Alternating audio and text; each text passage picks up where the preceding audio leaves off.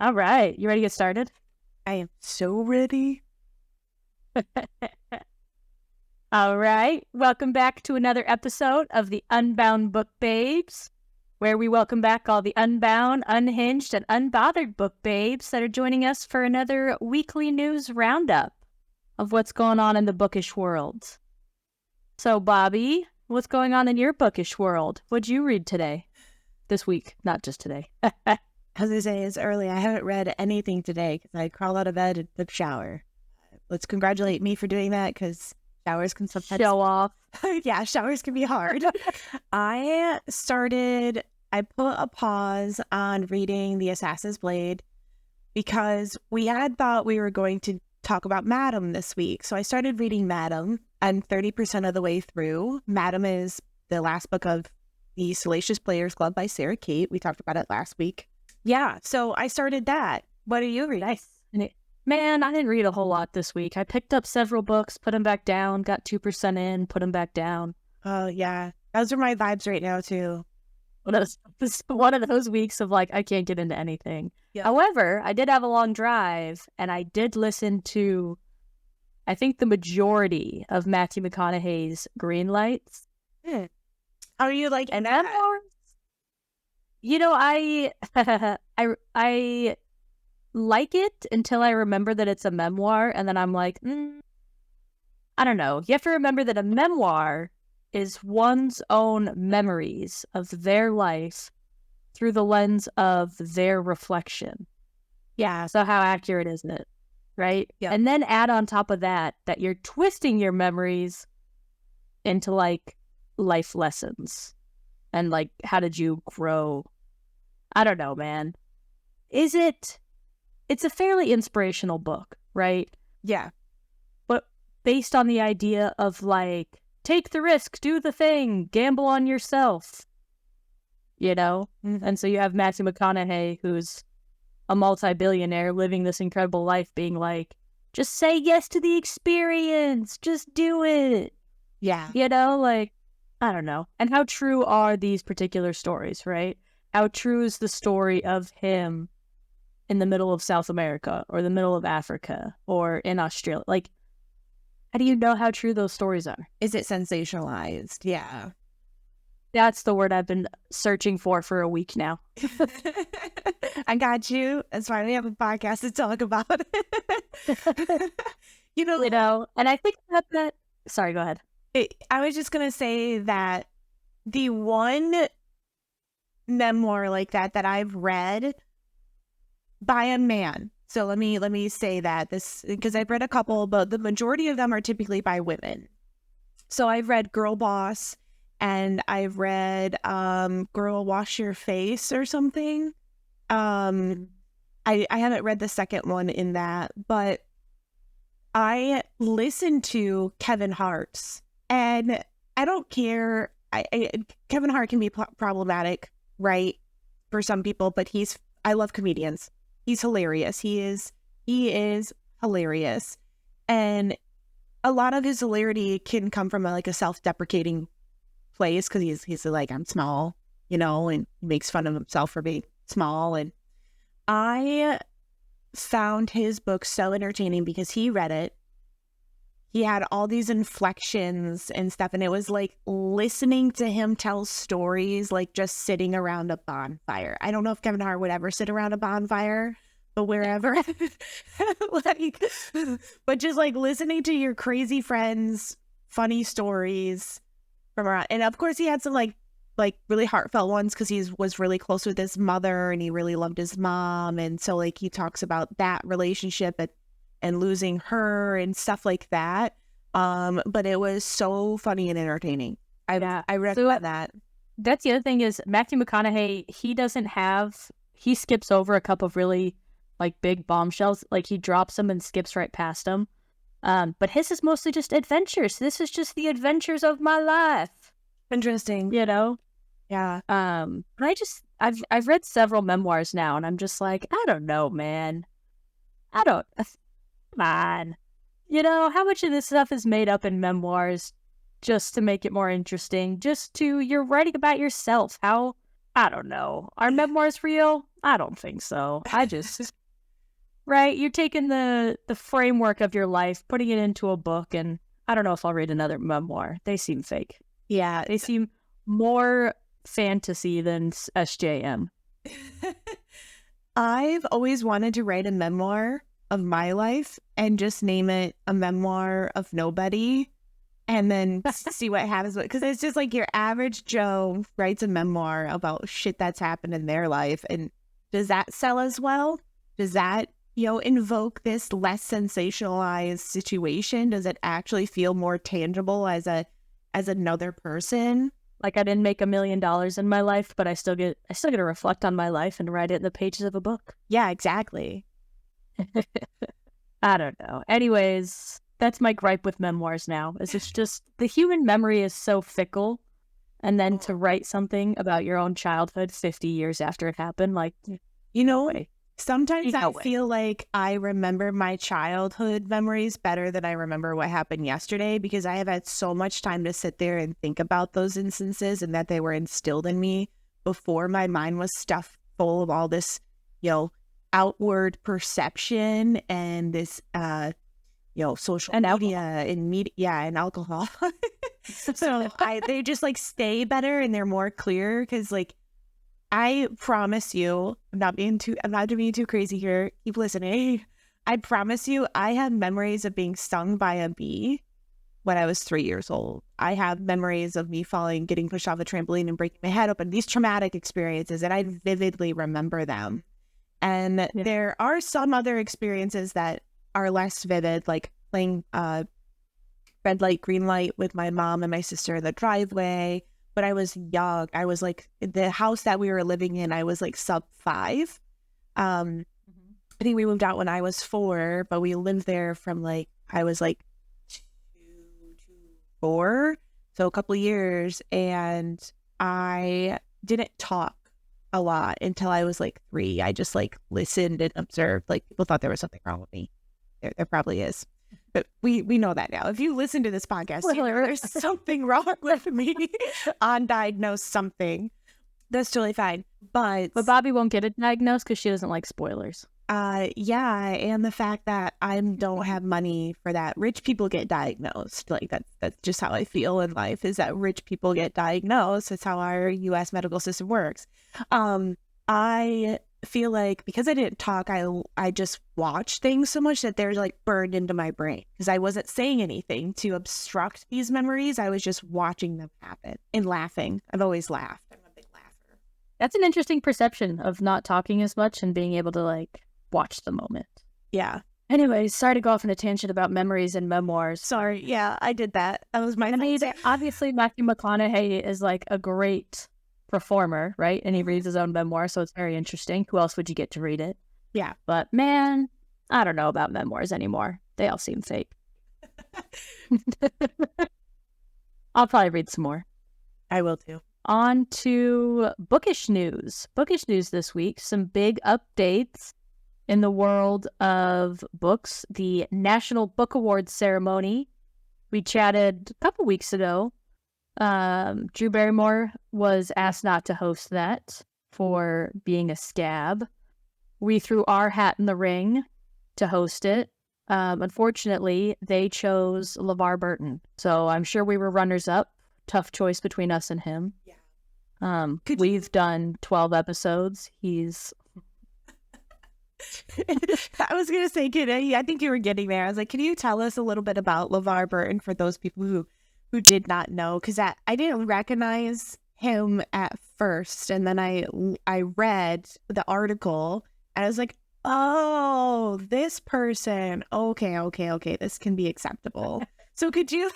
Yes. But why do we care that LeVar Burton's hosting? So he's had a couple of famous roles. The big one being Geordi. I should look this up. Geordi LaForge in Star Trek: The Next Generation. If you're a big Trekkie fan, live long and prosper. But probably his most famous role to millennials and Gen X would be his time hosting The Reading Rainbow on PBS. Commander LaForge. Mm-hmm.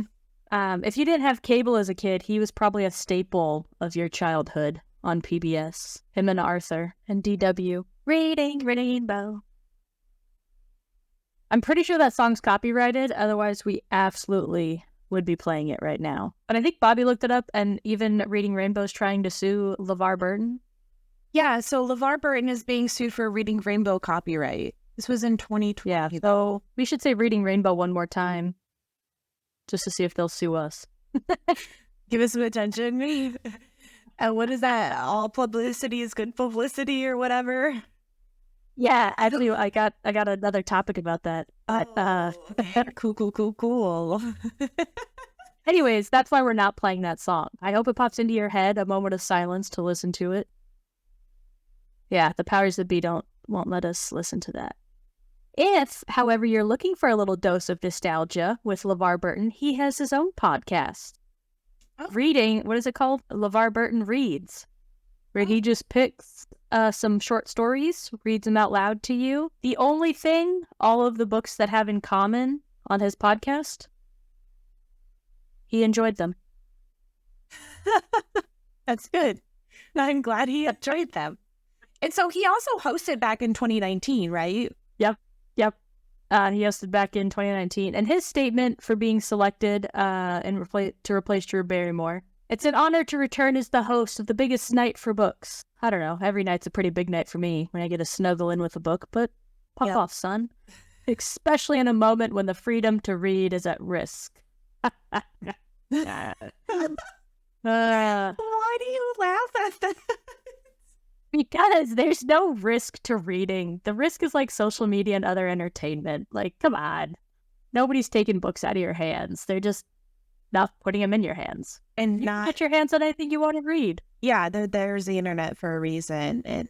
And look, there's independent booksellers that don't have to subscribe to, anything that maybe Barnes and Noble has to, because, people are buying placements at Barnes and Nobles, and Barnes and Nobles has tried to fix that recently. They were trying to do more of a selection chosen by the workers at that local store. But they want to try and have more of a feel of like your small town local bookstore. But because Barnes and Nobles was die, right? So so they tried to change it up a little bit, and with that, there's still publishers buying placements, right? So your library might be banning stuff, your big box store might be, your local isn't. You can buy oftentimes you can buy books directly off of authors' websites. So if you can do that, like nobody, the freedom to read what you want in a convenient fashion is probably at risk, because libraries are very convenient to those in smaller, poorer communities. But they also don't have libraries. But do you think Colleen Hoover should be on the shelves of every library and public school district? Okay, I don't. Do you think the Den of Vipers should be on the shelf? Absolutely not. At these, that's a terrible book, by the way. I'm not like that. Some books and some material belong behind a paywall. Not everything is safe for public consumption. I agree with that. I agree with people should be smarter about choices. And there's a little bit of discernment that goes along with reading. It requires a little bit of intelligence. Let's not, right? Yeah. And we know, I've said it many times, there's a literacy issue in the States. Oh, absolutely. Even people that can read. I get words mixed up all the time. Same.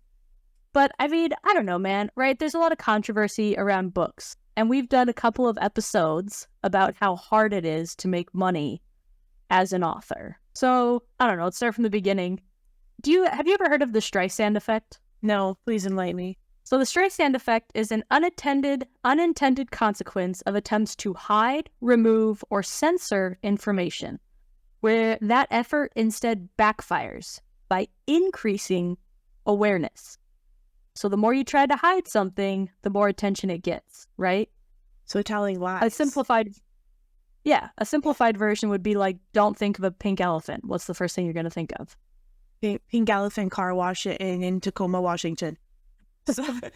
Like, as soon as somebody's like, whoa, don't look behind this curtain. What do you want to do? I want to look behind the curtain. That's the Streisand effect. And it's named after Barbra Streisand, who attempted to suppress the California Coastal Records Project's photograph of her clifftop residence in Malibu, California, taken to document California coastal erosion, inadvertently drew greater attention to the photographs and her cliffside home in 2003. Okay. So, with that little bit of background information, right, the more you try to hide something, the more attention it draws. And with the background of being an author, doesn't pay well. I would argue that if I had a book and I wanted to draw attention to it, I just might try to get it banned from a library by bringing up the attention that maybe this book doesn't belong in a library, but I want it in every newsletter. I want it on the CNN. I want it on Fox News. If I want people talking about my book and I know maybe it doesn't belong in a public school, I'm going to try to get it in a public school. Intelligent people would be like, hey man, you should ban that book. And now it's on the lips of everybody talking about books every week on a banned book list. Wait, what? This happened? I don't know if they're... I'm not claiming these authors are doing it, but if I was publicizing, if I wanted to publish a book, I don't think my book would be public school. I'm just saying. Oh, I see your vibes If you wanted free attention for a book, I might try to slip it into a place it didn't belong. Whoop, nope, no, I wouldn't. Nope.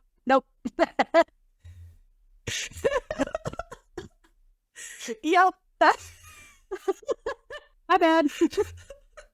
See, I meant I might try to submit it to a public school district when I knew it shouldn't be. Anyways, you see where I'm going with this, right? That's like maybe the banned book list is a little more manufactured that than we think. Is compelling and interesting because there's a lot of books that are older on that list, right? There's a lot of older books that aren't garnering a ton of attention anymore because their releases were like a decade or more ago.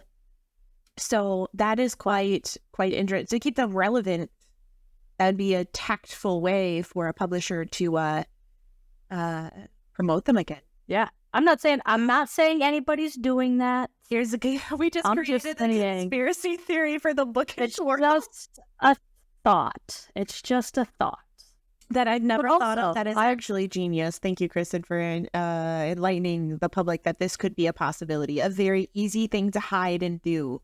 Fact. In plain sight. But also, I've never read a single book on the banned book list. I couldn't even make it through 1984. I Bark Notes the ending. Yeah, that one's a little rough. I've read like Fahrenheit. I should have read it. I read Fahrenheit 451, which I love. It's one of my favorite books. I have a tattoo picked out for it. And then did you know ACOTAR is technically on a banned book list? And the first one's not even that. The first one's YA. Like it's not even. It's a shitty retelling of Beauty and the Beast. Yeah, but you can't have part of a series in the library. That seems more cruel than just banning the whole series. That's a good point. Anyways, on the topic of banned books and books that should be in public schools, did you hear Colleen Hoover's book, It Ends With Us, is being made into a movie? I did hear that. We mentioned it in an episode, I think. I have no idea. I'm such a good listener. I think I did mention it in an episode a couple weeks ago. Well, it's all brand new to me. All right, let's talk about it. Expected release is sometimes in 2024. Now, if you don't know who Colleen Hoover is, or Coho, as her fans call her, I don't blame you. She has been on the bestseller charts for months. Yeah. Like multiple books, months in a row. And when you get that kind of popularity, man, you're going to get praise and critics, right? Controversy out the ass. Yep. Okay, first and foremost, before we dive into this, I've never read a Colleen Hoover book. Tons of opinions, though. Same. Just who I am as a person. Yep. I've never read a Colleen Hoover book. I do not want to. I think the hype is too strong. I've had people tell me some of her books are really good. My best friend reads them. She's like, Bobby, you got to read this one. And I'm just like, I'm not interested. There's so many other things I want to read, and that's not one of them ever. Now, is the reason behind that just the hype, or why don't you want to read Colleen Hoover? I think it has a lot to I mean, obviously you're fine with hype. You read SJM. Yeah, so I think a lot of it has to do with how fast she churns out books, how many books she has in such a short amount of time. I'm like, how unique are they? I also am notorious. My way to go into a book is blind. I am a blind reader. I pick up a book and I don't read the synopsis. Well, that's not true. If I buy a book, sometimes I'll read the synopsis, but by the time I read it, it's sat on my shelf so long. I'm like, I like this at one point for some reason or another. Let me buy it or let me finally read it. But I typically go into books blind. Like, I'm just like, oh, I'll read like 2 sentences of the blurb and I'll be like, all right, I'm just going to read it. And then if I don't like it, I typically finish it anyways. I'm trying to get better about having a DNF. So I just do not commit. Somebody on TikTok called it DNR, and I'm here for that. I know. I like that one. I think you sent me that video. I was cracking up. I was like, yep, this is the preferred acronym now. But yeah, I don't know. I'm not drawn to her. All of her covers look the fucking same. Like there's how unique are these? Like, there's something. You just have to read one of them. Yeah, I'm probably not going to though. So I know people who really like her stuff, and that's cool. But and we're about to hurt all of your feelings. So buckle up, Buttercup. Let's do it. I don't know. I'm about to hurt somebody's feelings. So Hoover writes romance novels and psychological thrillers. Now, the one thing I'm guessing all of her books are romance novels and psychological thrillers. Like you said, they're all very similar. So I don't think one's a romance and one's a psychological thriller. I'm guessing they're all placed in both genres at the same time. I think some of them are separate. I think based on what I know from like conversations with Paige is like Verity is probably more psychological thriller, but has a romance in it.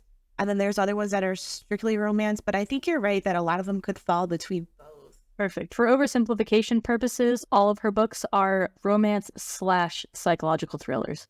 That's how we're going to move forward with it. Perfect. Make shit up. We've never read them. I make shit up all the time. I should write a memoir.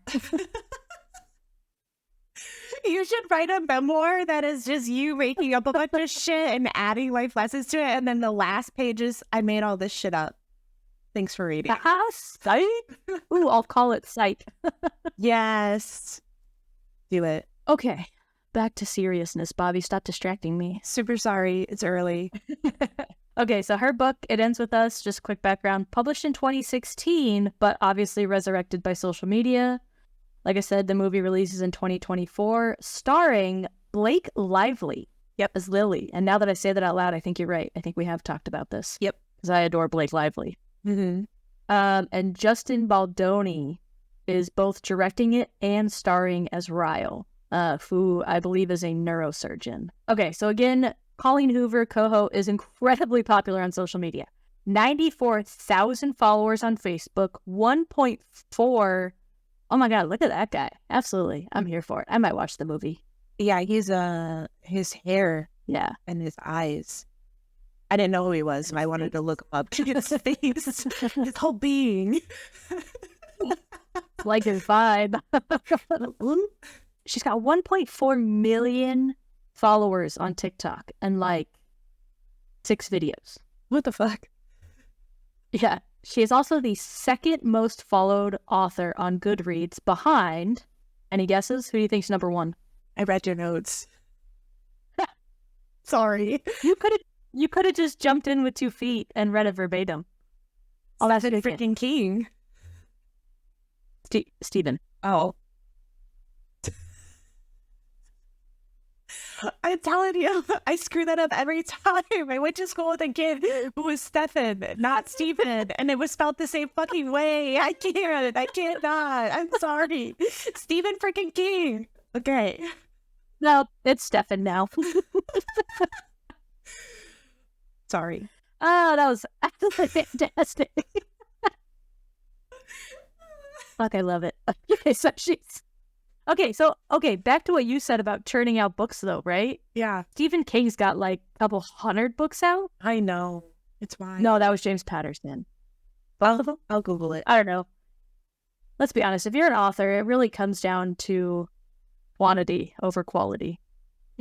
She was also named one of Time's most influential people of 2023. Like, top of the top for popularity, right? It doesn't get much more popular than this. However, with said popularity comes a lot of criticism, right? Some of the complaints people have made about her books are that they promote and glamorize domestic violence. So, Pop off. First, going back to Stephen King, number of books, over 65 novels and novellas. He has written over 200 He has written over 200 short stories. Okay, so yeah, boys and girls, if you're going to be an author, it's really about quantity. Yeah, so here's the thing about, I just realized when you read that, the people who read Colleen Hoover are not the same people who read stuff like Den of Vipers. I hated the ending of that book, but like the Haunting Adeline. Yeah, exactly. So like a lot of the books that I read are romantasy, but they're romance. So yeah, I read rom-coms or I read romantasy that is enemies to lovers, probably some dark shit, probably violence and bloodshed and wars and like fucking slow burns. Like, I read a lot of slow burns too. But I love that drawn out angst and anticipation and like all this fucked up shit happening and then the people coming and then the people rising over the top and like I don't know. So like we're just not the same. We're not the same type of reader. Agreed. So I think it's hilarious that people are like promotes and glamorizes domestic violence. I was like, well, has the main female character been tied up in a dungeon? Blood just slices all over her, and just angry and mad and like, I'm going to get back at you and I'm going to fuck you up and then I'm going to fall in love with you. And then like obviously I don't want anyone to do that to me, but it's just a book. It's a story. Wait, what was that? Can you say that louder? These men that traditionally do all the violence. Why they're not reading these? There's not like a manual for a man because they don't pick up a column. Some might, but like not every guy who's gonna abuse his partner is gonna read a Colleen Hoover book. They're not a manual for them, and I don't think they glamorize anything because at the end, don't they like? I don't know. I've never read a book. Somebody tell me in the comments, like, does she stay with the person who's beating the shit out of her? Or does she find somebody new to protect her? Like, what are you talking about? I think in this particular book, she does leave. It takes a long time. So the thing is that that's reality, though. Right. If you've ever been in a relationship like that, known somebody that's in a relationship like that, I don't think these books glamorize it. I think they remind you that you're not alone. Yeah. And still being in love with somebody that treated you like that. Yeah. And like the struggle of getting out of it. Yeah. But to say that a book promotes and glamorizes domestic violence is to say that their readers have no power of discernment or intelligence to be like, this might be bad. And I think it just really talks down to readers when we say that a book promotes those types of ideals. I would be like, really agree. Your readers aren't smart enough to figure out that this isn't true love. Like, come on. Yeah, I get out of here. That's hilarious. You know, because I do know there's several people that I know that read her books because they've been in a relationship like that. And it was, you know, sometimes it's just nice to know that you're not alone. Yeah. And I don't think Colleen writes these to promote that type of behavior because she shared that she grew up in a life like this. Yeah. Right? And so she's writing what she knows. Yeah. Almost like therapy more than not to promote and glamorize it. Get out of here with your bad self. Yeah, this is more about the person who makes that comment than it does about Colleen. Amen. Absolutely. Yep. 100%. The other thing is they say that these books shouldn't be labeled as romance because they don't fit the mold and are being marketed as something they're not. we've talked about how before, like, you can literally write a book and call it whatever the fuck you want because you wrote it. Yep. Like, Yep. It's romance. There's the romantical element to it. Romance category. Like, you can be in more than one category. Like, there's also some guys out there that treat women like this, and they call it romance, and you're right. yeah, Health marketing. it's a thing in our world. You know, I mean, I feel like people, these particular critics, sure, maybe it's not your cup of tea, right? Whatever. But I feel like these critics, I feel like they're just not getting what the books are laying down. Like, they're just not picking up what Colleen's laying down. And my question just say you don't get it. Are they just saying shit to stir the pot and get people to read more of their stuff? Reviews and stuff? Yeah. I agree. Yeah. They just don't seem, I don't know. Colleen's side of it aside, I don't know. Saying this type of shit makes me think that you're talking down to readers, right? Yeah. What is the term that I'm looking for? Like, you just assume that they're stupid. They can't figure it out on their own. Like, I don't know. I don't either. I should read a book once in a while. That's all I got for this news weekly roundup. It was less news and more opinions, but we got there. Yeah, I still think it's very good to have a discussion about, because I don't feel, though I'm not going to read a Colleen Hoover book, and I haven't, based on what I know, people are being extra. Yeah, I mean, I'm pretty sure our listeners are smart enough to know that a book is a book, and it's entertainment. It's not instructions to live your life by. Exactly. I mean, unless it's literally a manual to put something together. Yeah. That's not a book. Oh my God, let's get out of here before I toss myself in a hole. All right. Thanks so much for listening this week. Be sure to check out Friday's episode, because we're going to talk more folklore, and we are going to talk about Japanese folklore in relation to one of my favorite trilogies, Shadow of the Fox by Julie Kagawa. So come back and learn some shit.